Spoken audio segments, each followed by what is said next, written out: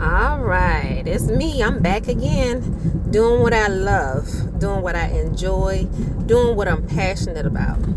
I was just thinking that oftentimes people generally want to show a finished product. Not many people want to show the process or the work that's done behind the scenes. And if we're being honest, even when they're showing the behind the scenes, they ain't showing everything. And that's because that comes with a lot of vulnerability. We live in a day and a time where, critiques can be very, very discouraging and very harsh, especially depending on where a person is at in their growth and in their development.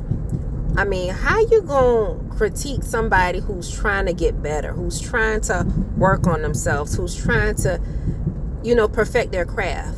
Oftentimes we want to learn in private but practice in public. It don't work that way. It doesn't work that way. Successful people understand that you had to learn, you had to be a student, you had to make mistakes, and there had to have been some growth.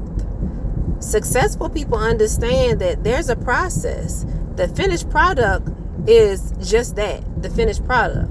They appreciate the growth, they appreciate the process, and they understand that there's going to be some mistakes. There's going to be some pages in the book that they care not to read out loud.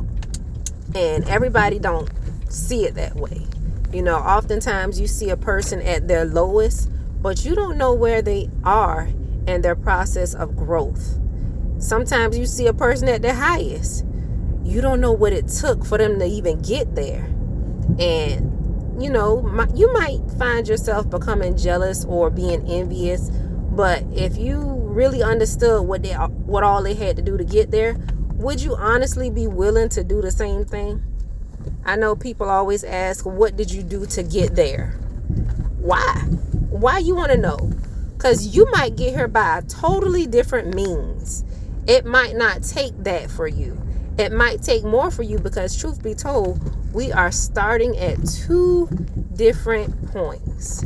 You're starting from your point in experience, and they're starting from their point in experience. And that's a full transparency moment there.